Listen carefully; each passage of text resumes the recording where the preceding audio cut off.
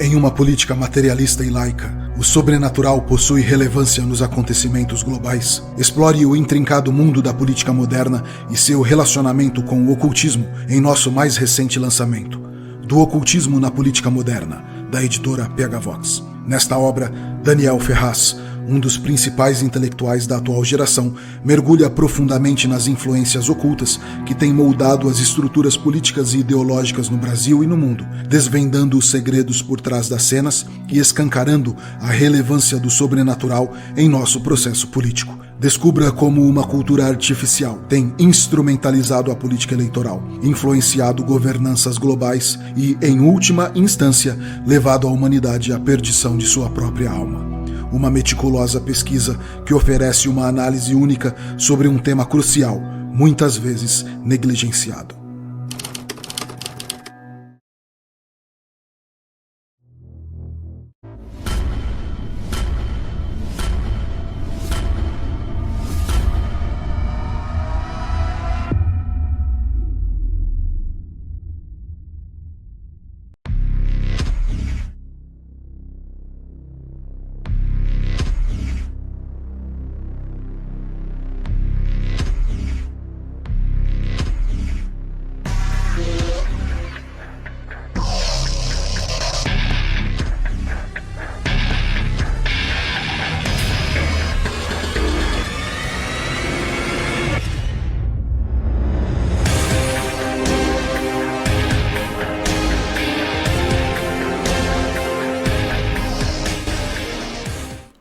Olá pessoal, sejam todos bem-vindos a mais um conteúdo aqui do canal.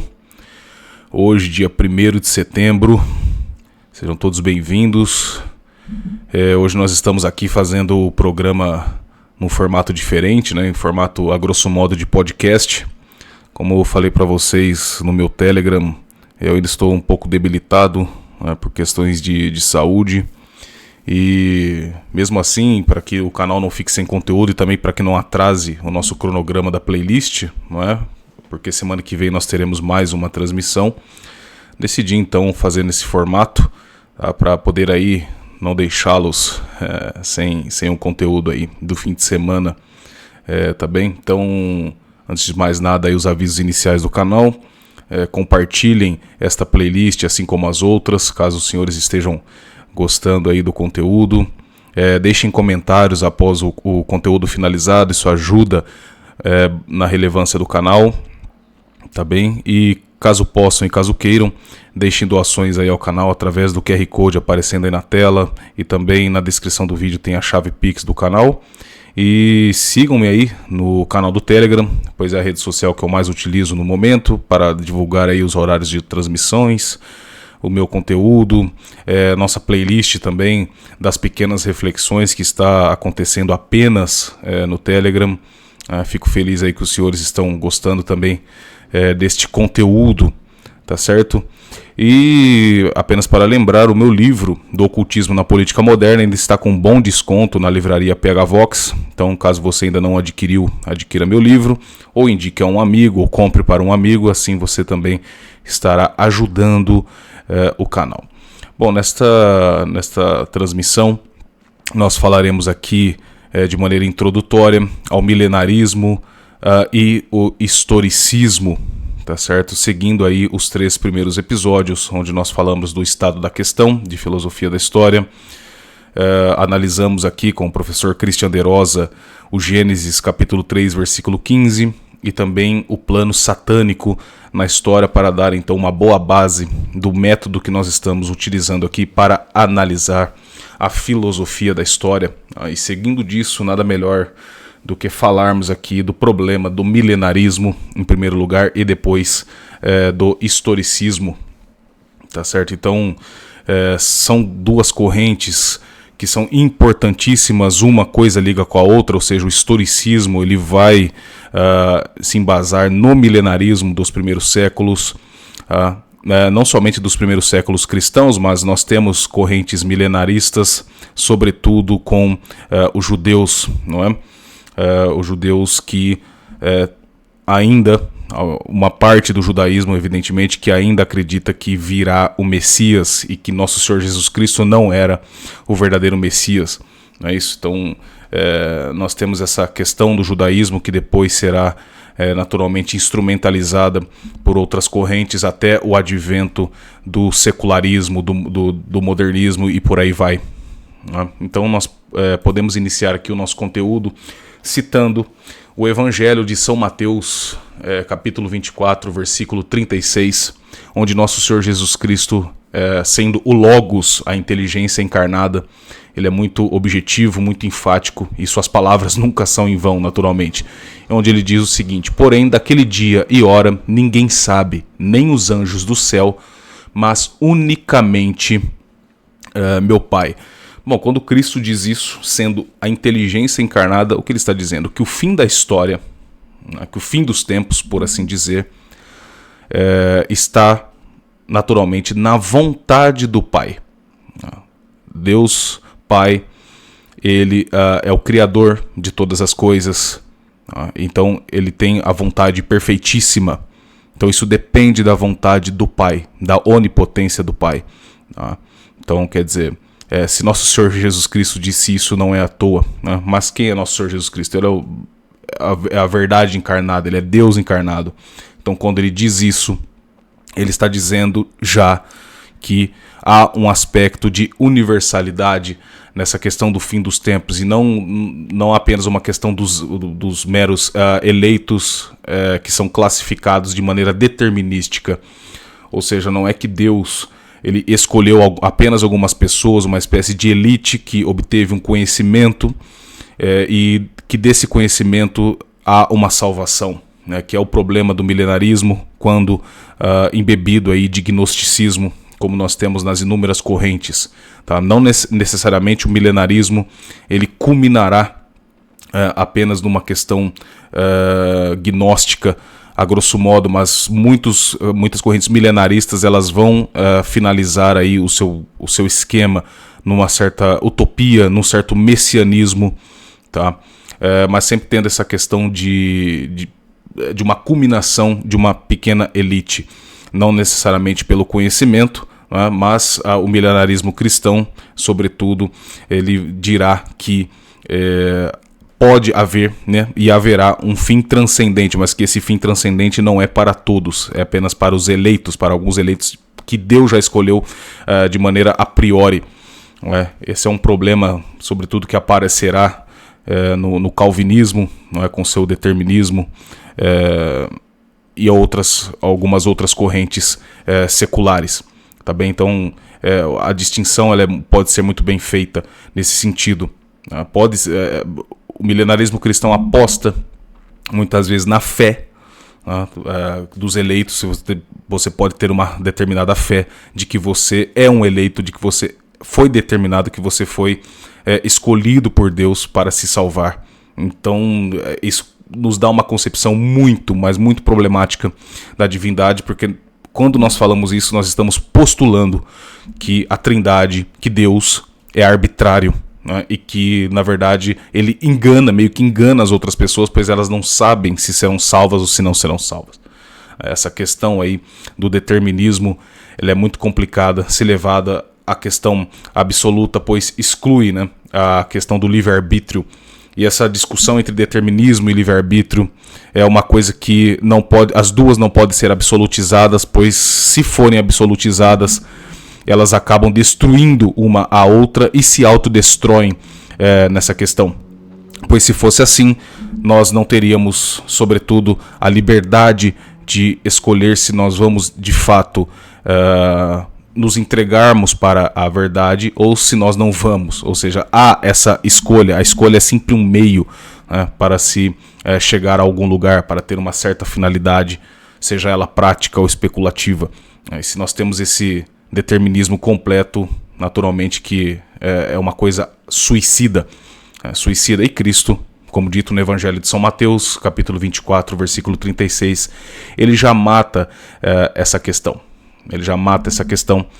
E isto será também muito bem embasado no Apocalipse de São João, Tá? Isso fica claro com as palavras de Cristo, mas o Apocalipse de São João, que o fim último do homem ele é transcendente e a salvação é para todos. A salvação é individual, mas a salvação é para todos. Portanto, nós falarmos aqui num fim determinado da história, como acontece em inúmeras correntes milenaristas que dão datas do fim do mundo, acontecimentos apocalípticos que vão datar o fim do mundo, a data exata do anticristo, tudo isso rodeia ali as correntes milenaristas e historicistas, e a igreja, mãe e mestra sábia, soube muito bem condenar essa visão que nós veremos aqui. Tá? Então, para o nosso intento, é preciso entender aqui, nesse modo de contraste que eu gosto de dizer, que no próprio Evangelho de São Mateus, Cristo também já nos dá esse contraste, ou seja, do fim último do homem, absolutamente transcendente, não é, que pode ser alcançado através da participação no Calvário, ou seja, no sacrifício de Cristo que nós temos em toda a Santa Missa, ou seja, a renovação do sacrifício de Nosso Senhor Jesus Cristo, a participação do sacrifício de Nosso Senhor Jesus Cristo, a participação nos sacramentos, ou seja, tudo aquilo que a igreja nos ensina e nos exorta através da sua sã doutrina imutável, o caminho da salvação. E por outro lado, Nosso Senhor Jesus Cristo já deixa o ensinamento de que se nós apostarmos numa salvação meramente imanente através das nossas próprias forças durante os processos históricos, nós podemos nos dar muito mal. Isso está também no Evangelho de São Mateus, no capítulo 24, versículos 7, 8 e 9, onde diz o seguinte: porque se levantará nação contra nação e reino contra reino, e haverá fomes e pestes e terremotos em vários lugares. Mas todas essas coisas são o princípio das dores. Então vos hão de entregar para seres atormentados, e matar-vos-ão, e sereis odiados por todas as nações por causa do meu nome. Quando o nosso Senhor Jesus Cristo diz que sereis odiados por todas as nações por causa do meu nome, ele está dizendo que aqueles que entenderam e têm fé em nosso Senhor Jesus Cristo e na sua igreja serão perseguidos por essas nações que, em suas inúmeras guerras e conflitos históricos, se nós pegarmos em toda a história, sempre houveram conflitos de nações contra nações, e esse engano monumental de se entregar a esse tipo de expediente e virar as costas para o que realmente salva, que é nosso Senhor Jesus Cristo, que é o seu sacrifício, que é a sua igreja.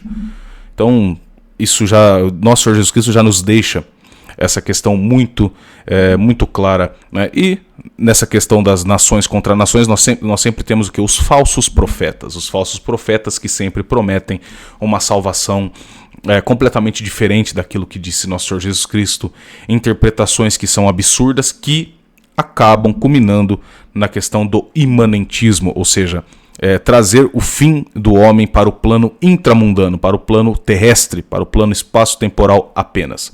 Tá? Isso é uma quimera que nosso Senhor Jesus Cristo já combate enquanto estava encarnado neste mundo, tá certo?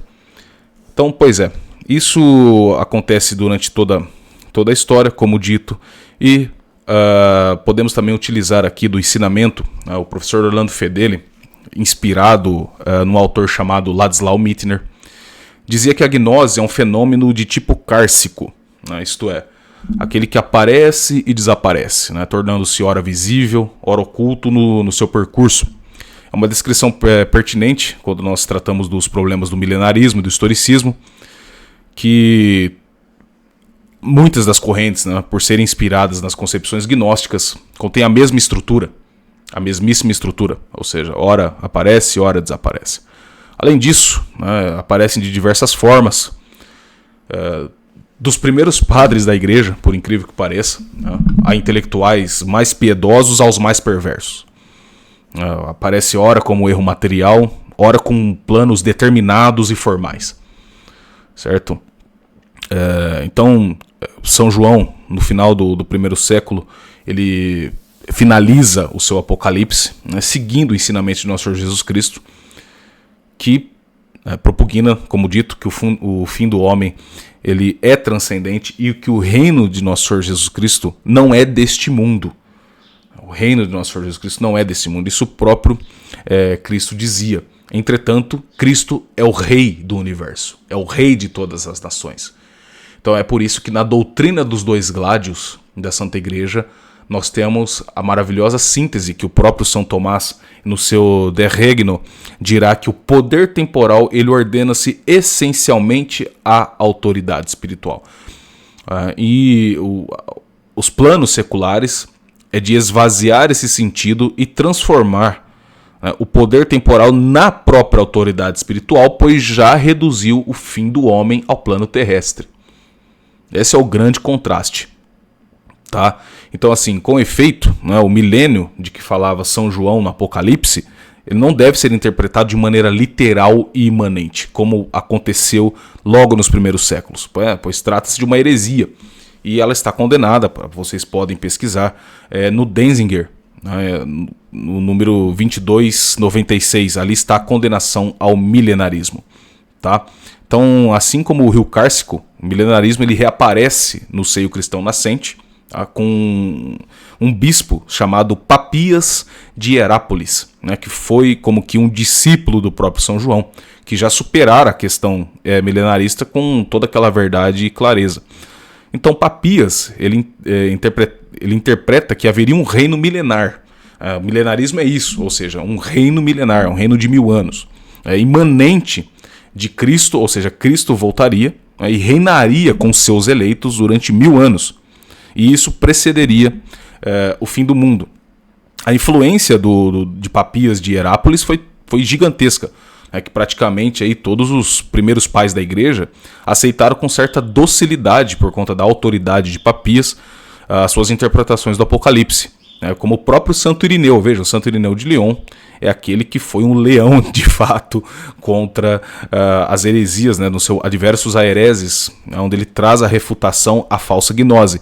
Entretanto, ele se seguiu aí ao lado de Papias no seu milenarismo.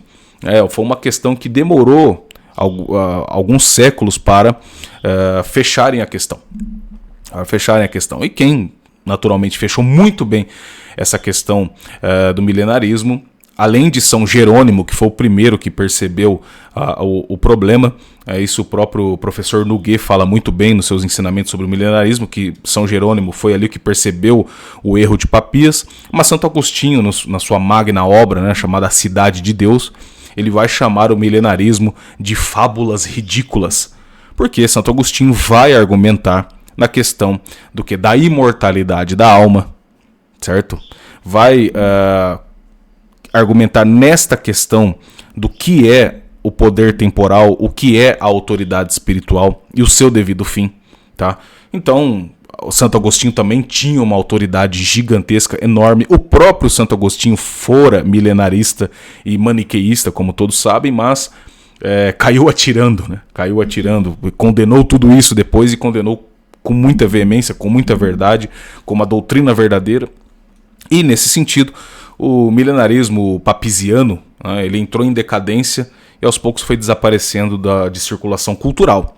Mas, lembremos-nos aqui da estrutura cárcica da gnose. Ora desaparece, ora aparece. Então, passado alguns séculos, essas questões reaparecem no seio cristão com Joaquim de Fiori. Joaquim de Fiori, que eu tanto falo aqui no canal, que com certeza ele foi aí o principal inspirador dessa questão das 3 idades, que começa com Joaquim de Fiori, que foi muito influenciado pela Cabalá esotérica judaica, essa questão do esvaziamento da lei, essa questão do esvaziamento da igreja, essa questão do esvaziamento do eu, para chegarmos numa época de plena paz, que se dará naturalmente no plano terrestre, isso de modo prático. Não que Joaquim de Fiori, sendo um abade cisterciense extremamente piedoso, era um homem extremamente piedoso, tanto que a igreja condena a doutrina de Joaquim de Fiori, mas não condena o próprio Joaquim de Fiori, ao menos não se sabe se ele foi condenado. Até hoje eu praticamente não sei. Creio que Joaquim de Fiori não foi condenado, o que foi condenado foi a sua doutrina milenarista e historicista. Tá? Então, Joaquim de Fiore, ele nasceu em 1135, morreu em 1202, e ele defendia a tese milenarista, embasado, tentando fazer ali, não sei se consciente, uma síntese entre o que ele teve de influência da Cabalá esotérica com escatologia, com o cristianismo. Então ele defendia que o mundo, né, dividia-se em 3 idades. A idade do Pai, simbolizada pelo Antigo Testamento, a idade do Filho, o Novo Testamento, e a idade do Espírito Santo, que seria o quê? O milênio. Este milênio que Papias dizia que Cristo retornaria e reinaria com os eleitos. Com os eleitos. Não é? E essa é uma questão problemática. É que o determinismo integral nos leva a crer que Deus nos enganou. Como eu sei se eu sou o eleito ou se eu não sou o eleito? E nosso Senhor Jesus Cristo diz, não é, no Evangelho de São João, nada ensinei em segredo. Não é? Falou para todos, ensinou a todos. O cristianismo, portanto, ele toma essa concepção universal. Né? Ora, se toma essa concepção universal, a salvação é para todos. Né? É para todos que se convertem, que acreditam nas verdades da fé, que praticam as verdades da fé, né? Que praticam os sacramentos e por aí vai. Essa é uma concepção de uma vida histórica muito diferente do que propõe a questão milenarista. Porque se você for um eleito, basta apenas que Deus te determinou desde toda a eternidade que você é um eleito. Isso leva a questões morais, por exemplo, na história, problemáticas demais. Porque se você acredita que você é um eleito, não necessariamente você necessitará para se salvar do sacrifício de Cristo, dos sacramentos, do arrependimento dos pecados.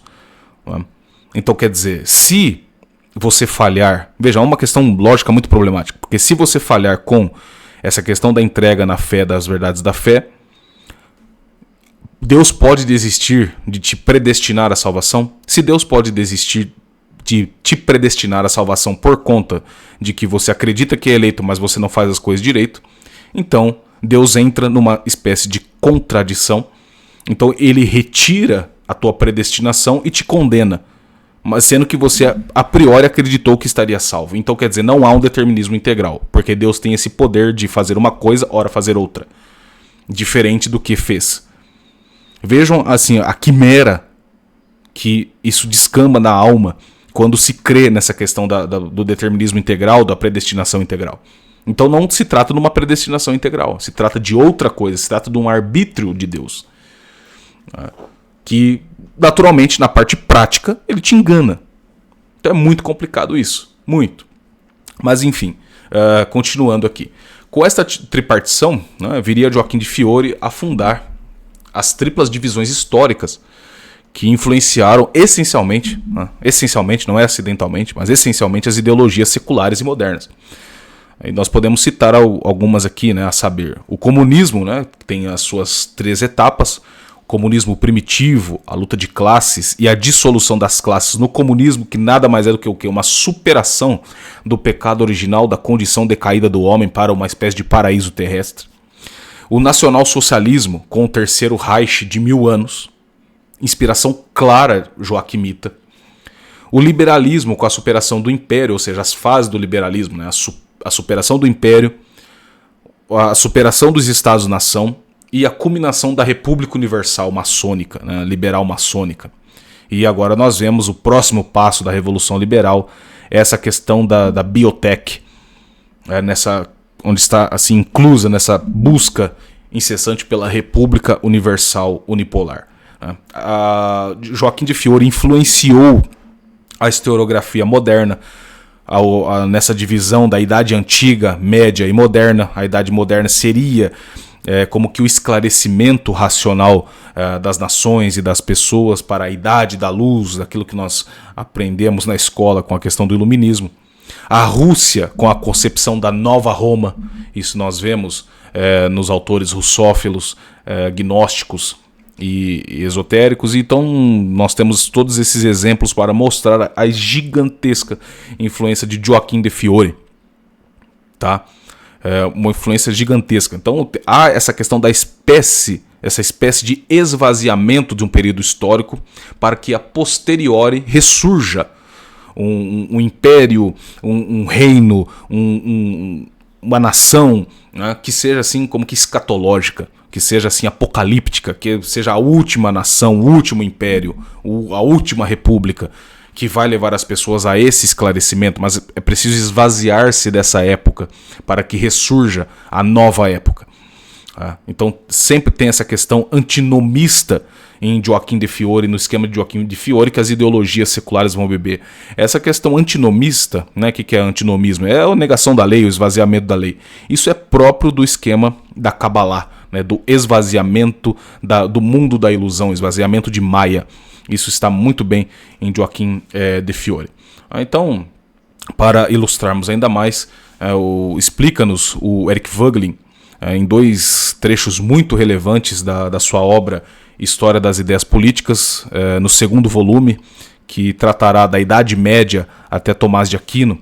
Tá? Eu estou retirando aqui da minha edição que eu tenho da Realizações, tá? Onde o Eric Voegelin, no primeiro trecho, ele diz o seguinte, eu vou ler para vocês aqui. A experiência revelatória de Joaquim de Fiore foi necessária para acionar as potencialidades deste campo de sentimentos e criar uma nova configuração da história cristã. O passo decisivo foi a concepção do terceiro reino, não como um sabbat eterno, mas como a idade derradeira da história da humanidade que se segue à dispensação do Filho.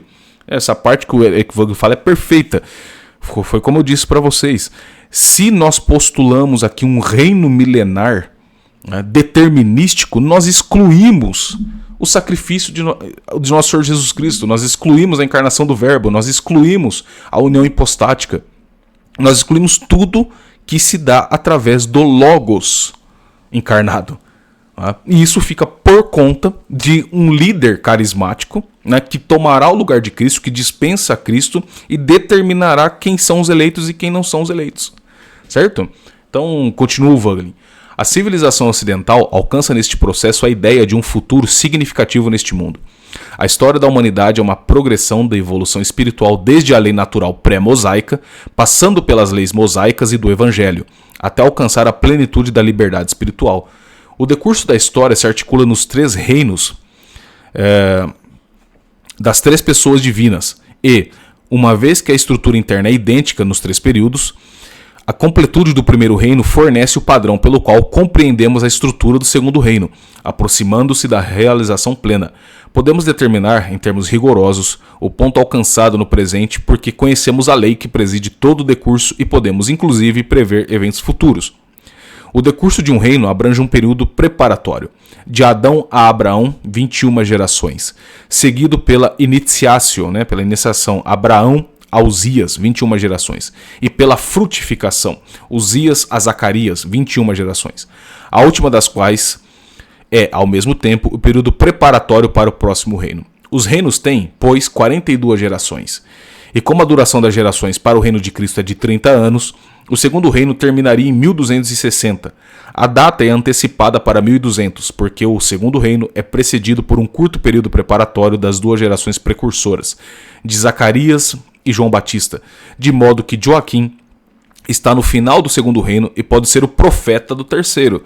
Esse comentário é bem pertinente. Então, quer dizer, o próprio Joaquim de Fiore é a síntese do final dos reinos e o profeta do terceiro. Ele que anuncia o terceiro, ele que obteve esse conhecimento do terceiro reino. Não é?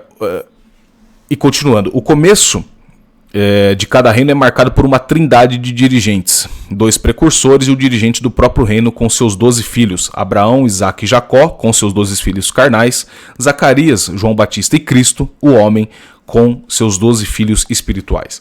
O terceiro reino, depois de Joaquim, começará, portanto, com 2 precursores a serem seguidos na terceira geração por um novo dirigente, um dux e um babilônio, que será o fundador do reino do espírito. E no segundo trecho, o Eric Voegelin, num tópico chamado O Dirigente do Terceiro Reino, explica o seguinte.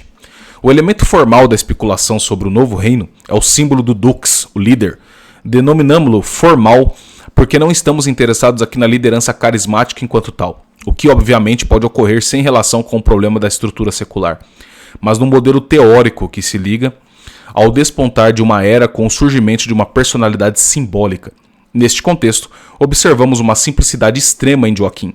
Sua participação na introdução de uma nova era confinou-se à compreensão e exposição da ordem do mundo em benefício de seus coevos. Essa limitação permaneceu como elemento característico das especulações mais tardias, porque, em nossa civilização cristã, a primazia simbólica do século permaneceu na sombra de Cristo enquanto dux do século cristão. Um século radicalmente novo teria de ser inaugurado por uma figura substituta de Cristo. Obviamente, a tendência de simbolizar uma época por meio da figura de um líder é forte, assim como geralmente o é a tendência a uma evolução de todo o padrão simbólico por ocasião de uma nova fundação. Talvez o melhor exemplo seja a história do comunismo, que apesar do pretenso caráter científico de sua teoria e da suposição de que o novo reino se deve à ação de forças desconhecidas, desenvolveu escritos canônicos, apóstolos, mártires, uma patrologia, heresias e a figura do Salvador, Lenin. Como sempre gosto de dizer aqui no canal, as ideologias modernas, todos esses construtos são como que paródias das verdades da fé. Reduzem as verdades da fé, mas são paródias, assim como o positivismo faz. Mesmo no caso de Hitler, as interpretações messiânicas permaneceram no nível de mero exercício literário. Os líderes carismáticos de novos reinos do mundo ocidental não transcendem a estrutura intramundana implementada pela era cristã, ou seja, apenas copiam. Tá? Então o reino antinomista, inaugurado pelas concepções de Joaquim de Fiore, revelam uma quimera determinista pela própria divindade, né? Pois se necessariamente haverá um terceiro reino de abolição e libertação, a Trindade enganou a todos nós. Aí reservou única e exclusivamente para uma espécie de elite o deleite da paz eterna, o que contradiz veementemente as palavras de nosso Senhor Jesus Cristo. Então, essa concepção mística e mítica também de Joaquim de Fiore passará pelo processo de secularização. E esse processo de secularização, como dito, é o embasamento das ideologias de massa. Tá? Então nós podemos aqui linkar o milenarismo e o historicismo místico, que terá o seu principal personagem, Joaquim de Fiore, com o processo de secularismo. Tá? Então nesse sentido, né, a grande virtude cristã no plano temporal não foi a de modificar abruptamente todas as sociedades pela concentração de poder, mas de cristianizá-las, isso é importante, pelas diversas vocações de seus membros, ou seja, considerar as vocações e cristianizar as sociedades. Assim fizeram os jesuítas. Acho que o maior exemplo que nós temos, assim, mais próximo, né, mais característico, são as missões jesuíticas, né? Seja então pela via cultural, intelectual, missionária, mística, etc. A uniformidade globalista, em contraste a isso, né, de abolir as sociedades orgânicas e tradicionais para posteriormente, né, sempre a posteriori, criar uma unidade artificial concentrada, nasce da concepção de que o cristianismo, né, pode ser balizado igualitariamente às outras religiões e crenças. Esse laicismo revolucionário, oriundo das seitas secretas ou discretas, né? Isso teve o papel assim muito claro da maçonaria e outras seitas secretas, e também da questão aí do nominalismo acadêmico como causa intelectual, né? Nivela por baixo todos os credos e diviniza a máquina infernal do Estado como principal racionalizador da vida humana, né? Mesclando poder temporal e autoridade espiritual. Como dito, num próximo momento, subjugando a autoridade espiritual de maneira igualitária, esse igualitarismo, esse indiferentismo religioso tão bem condenado pelos santos padres. Tá? Então, se no medievo a organização da polis ela é sintetizada pela cristandade e, portanto, pela disseminação do cristianismo a nível público e universal, né, como nós temos nas epístolas de São Paulo aos Hebreus e aos Romanos, nós temos um personagem muito importante, eu já citei ele algumas vezes aqui no canal, que dá esse start a um modelo arcaico de Estado laico, que foi um sujeito chamado Marcílio de Pádua, né, que tinha uma concepção política naturalista, né, que no seu livro Defensor Pacis, né, que é o primeiro modelo de Estado laico, né, que precede naturalmente o Estado laico per se, ele defende que o poder ele não emana de Deus, mas da vontade humana, o voluntarismo. Tá? Então, ele difere da analogia cristã do encontro da natureza adâmica com a graça santificante e defende, tá, que o homem, né, ele é o racionalizador através da sua vontade e da sua própria vida. Então não precisa, ele exclui a questão da graça santificante na história do homem. Tá? Então o poder temporal e a autoridade espiritual seriam como que espécies do mesmo gênero. Então a fé das sociedades ela deve repousar nesse sentido, não na esperança da salvação de suas almas, tá? Mas na autorregulação do poder secular. O Estado toma o lugar de Cristo. Não há mais aquela questão do por Cristo, com Cristo e em Cristo. Mas, né, tudo pelo Estado, nada fora do Estado. Ou seja, o mantra fascista por excelência. Então o Marcílio de Pádua ele é a representação da adolescência da modernidade. Com a entrada dos absolutismos monárquicos, né, desprendidos da ordem política e espiritual. Mas como nova classe sacerdotal que se comporta analogamente, né, aos duques, aos líderes dos antigos impérios cosmológicos, porque o que foi o absolutismo monárquico, senão do que um renovo dos antigos impérios babilônicos, mesopotâmicos e por aí vai. Tá? Então essa é a questão do rio Cárcico. Como nós apontamos aqui no início, a gnose ela é cárcica. Ora aparece, ora desaparece de diferentes modos e formas, ideologias e agentes.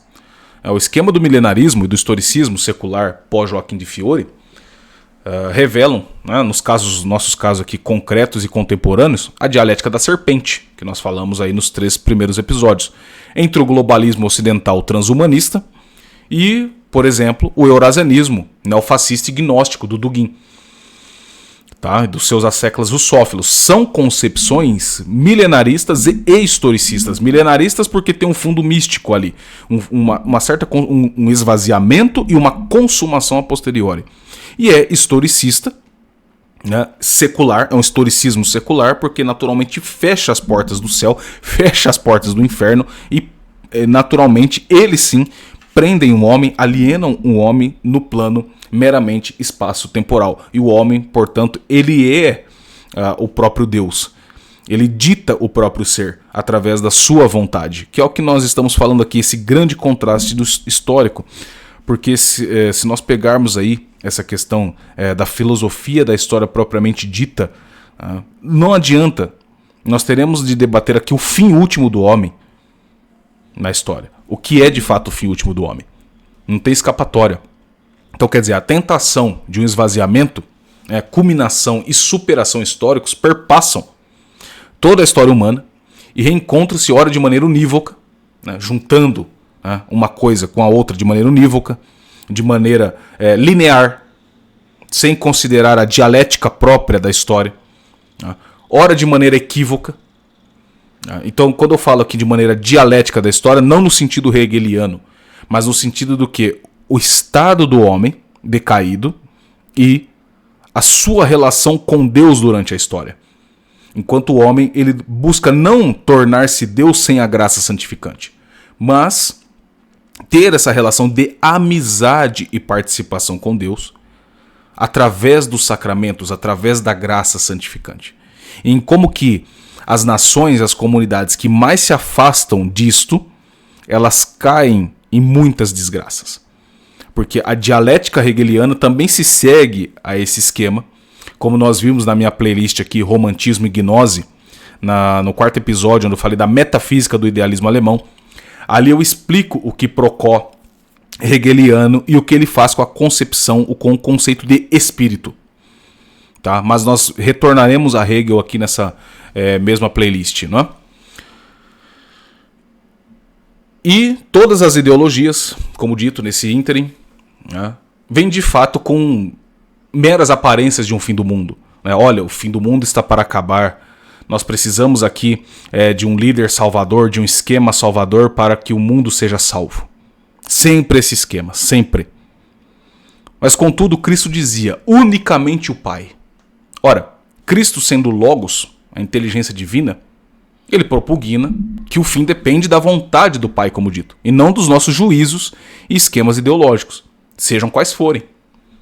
Então essa é a tentação da serpente na história, parodiar as palavras de Cristo e os feitos do Pai, para dar um sentido próprio à sua miséria e ódio à criação. Como nós vimos no episódio passado, os satanistas, eles dizem claramente que eles tiram sarro, eles fazem paródia, eles copiam o cristianismo e invertem. Que esse é o movimento revolucionário com efeito. É uma hidra com várias cabeças que inverte sujeito e objeto através da concentração de poder no plano histórico imanente. Isso é um movimento revolucionário, tá certo? Então o papel do milenarismo e do historicismo nesse caso é gigante. E ele é muito tentador. Ele é muito tentador porque as pessoas elas se sentem empolgadas, né? Aí nós entramos em diversos aspectos psicológicos de saber qual é o fim do mundo. Por isso que esse tipo de conteúdo vende muito, né? Quando é o fim do mundo, o que nós devemos fazer, o fim está próximo, vamos nos preparar. Então quer dizer, vamos construir bunkers, esse tipo de coisa. E vejam que nisto, eles pegam a figura de Jesus Cristo e reduzem-no através mesmo de grandes influências dos livros apócrifos, né? Que inclusive, depois o próprio judaísmo esotérico, o Islã, entre outras correntes, vão defender um Jesus Cristo como uma espécie de avatar, né, como nós temos no orientalismo, ou Jesus Cristo como um profeta, um Jesus Cristo apenas como um filósofo, mas nunca Jesus Cristo como o Redentor, como a segunda pessoa da Santíssima Trindade, o Verbo encarnado, que veio se sacrificar por todos, e deixar a concepção do fim último do homem transcendente. Então quer dizer, nós podemos falar numa nova Jerusalém, uma Jerusalém celeste. O meu reino não é deste mundo. E nada ensinei em segredo, ou seja, Cristo não nos enganou, o Pai não nos enganou. Não haverá, pelos próprios ensinamentos de Cristo e da Igreja, um reino imanente de 1000 anos, onde os eleitos participarão com Cristo e o resto está todo mundo lascado. Essa concepção ela nos leva a erros monumentais, como tentei explicar aqui brevemente nesse trabalho, tá? E do historicismo, do milenarismo e do historicismo, nós temos, portanto, como trabalharmos aqui através dessa base com as correntes que se seguem, tá? Com a corrente naturalista, com a corrente positivista, com a corrente hegeliana, com a corrente marxista, tá? Entre outras que nós trabalharemos aqui nesta playlist. Então é bom nós construirmos toda essa base para falarmos depois dessas ideologias específicas, trazendo novamente esses conceitos, trabalhando novamente com esses conceitos aqui, porque isso vai nos dando essa clareza. Quando falarmos aqui do positivismo, né, que dizem, depois vão dizer que essas correntes são oriundas do racionalismo, né, da razão do homem esclarecida, e pegando essas correntes mais antigas, vê-se que na verdade é uma falsidade, porque a modernidade não é nada moderna, tá? Vê-se que é uma falsidade, tá certo? Beleza, pessoal? Então, resumidamente, é isso que eu trouxe para vocês, que eu gostaria de trazer para vocês hoje, de maneira introdutória, de maneira breve. Eu creio que dê para entender claramente qual é o esquema do milenarismo, ou seja, essa concepção do reino de 1000 anos, quando passa pelo processo de historicismo e de secularismo, a partir do abade Joaquim de Fiore e toda a sua influência na modernidade, dá para ficar bem claro qual é o esquema próprio das ideologias históricas e o que eles propõem, tá? Então essa foi a minha intenção de ser bem sucinto, bem objetivo aqui, até porque esse é um assunto que eu já falei em demasia no canal. Eu estou apenas compilando e dando um sentido de continuidade e unidade nesse conteúdo que muitas vezes eu falei de maneira mais dispersa, mas já trouxe essas definições para vocês outrora, tá certo? Então, pessoal, é isso. Espero que vocês estejam gostando dessa playlist um pouquinho mais curta, com mais episódios, deixando aí um negócio bem mais condensado. Se estão gostando, novamente peço a todos que compartilhem com seus amigos, compartilhem nas suas redes sociais, tá? Sigam-me no Telegram para receber os novos horários de transmissões e caso possam e caso queiram, deixem doações ao canal através do QR Code aí. As doações de vocês são muito importantes, ou a chave aí na descrição do vídeo. Isso nos ajuda muito aqui no canal, tá? Mas caso contrário, continue rezando por mim, rezando pelo canal, para que nós possamos continuar firme aí nesse nosso propósito. Então nós nos vemos aqui no YouTube, se Deus quiser, na próxima semana, dando continuidade a esta playlist, tá? Então eu já quero trazer aqui alguma análise já do iluminismo, da concepção histórica do iluminismo, da filosofia da história do iluminismo, tá? Do naturalismo maçônico, tá? Então vou me preparar aqui para na próxima semana já trazer esse conteúdo para o canal, mas eu vou avisando os senhores no Telegram, tá certo?